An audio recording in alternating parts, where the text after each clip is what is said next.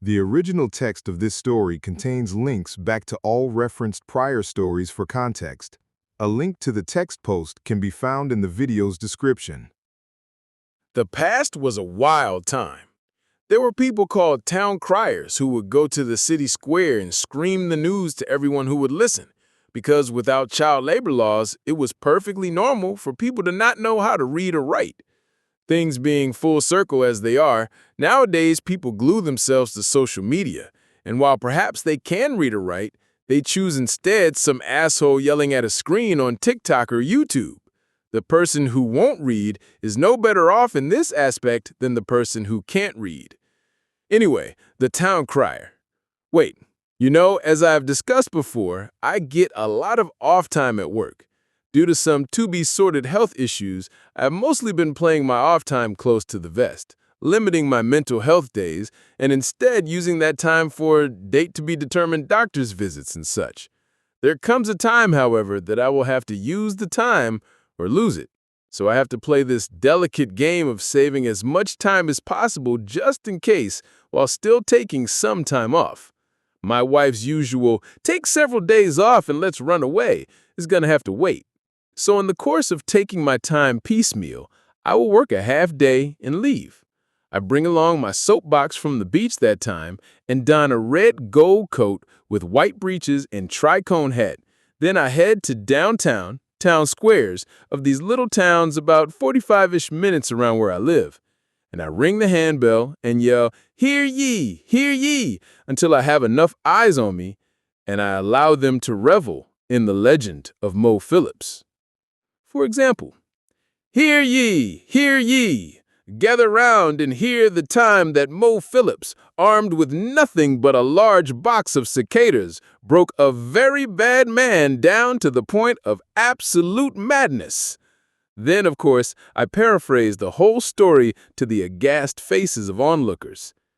Aghast was the reaction I'd hoped for when I came out to tell these tales aloud to the populace. Not just because I needed them to know about Mo, and I did need them to know about Mo, but more because I wanted them to go home to their book face and tick-tick machines and tell others about Mo.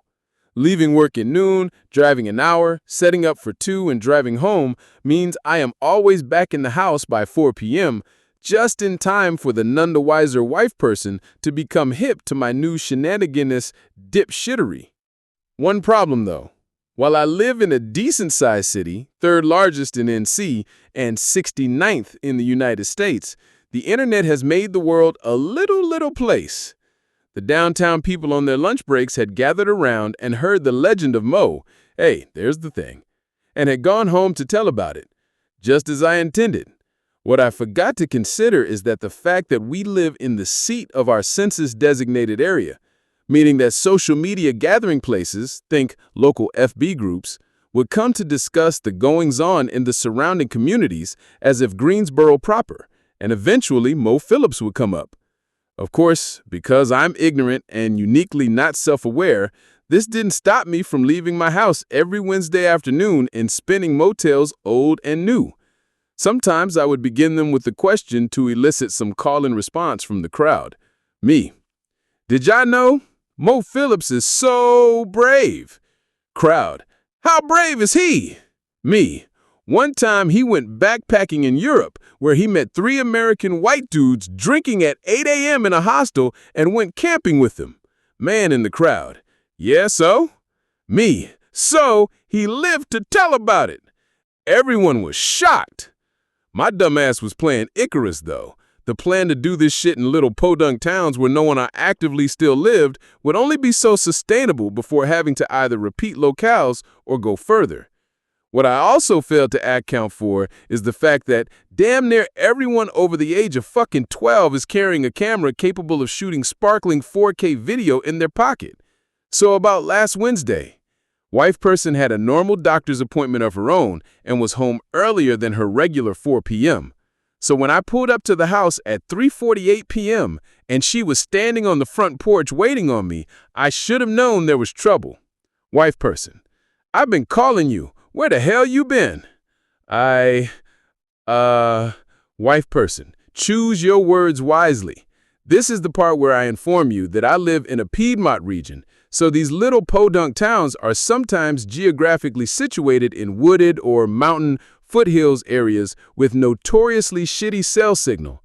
I had no missed calls, and only now were the text messages lighting my phone up like a Christmas tree. Me.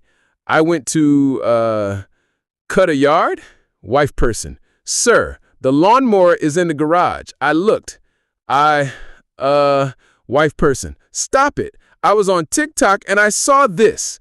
Me. Oh, shit. She shows me a funny video someone posted from my escapades of the day. Me in the very same costume, currently hastily bunched into a soapbox on the back seat of the Nitro. In the video, it was call and response with a gathered crowd, who apparently heard of me. Hear ye, hear ye. Have you heard of Mo Phillips? They say Mo is so manly. Crowd, how manly is he? Me, you sir. They say that Mo Phillips is so manly and his dick is so big that his dick has a dick of its own, and that dick is bigger than yours. She stopped the video and looked at me, still trying with all I had not to laugh at the previously presented proof that the back of public school buses creates legends when it comes to insulting people. Wife person, what do you have to say? Me, that shit was funny. Wife person, be that as it may, why aren't you at work? Me, because PTO. Wife person, how long have you been up to this? Me, month or two? Wife person, you are ridiculous. Me, heard that before. Wife person, said that before. Me, wife person, I'm not laughing with you. Me, so what you saying? Wife person, I'm saying that I don't believe in divorce, but me, oh thank God, but I believe that I watch enough true crime murder porn to properly dispose of your body and make it look like you escaped to the Bahamas. Me, message received. So, ladies and gentlemen, if the traveling Mo Phillips roadshow never made it to your locale, blame my wife because I want to live.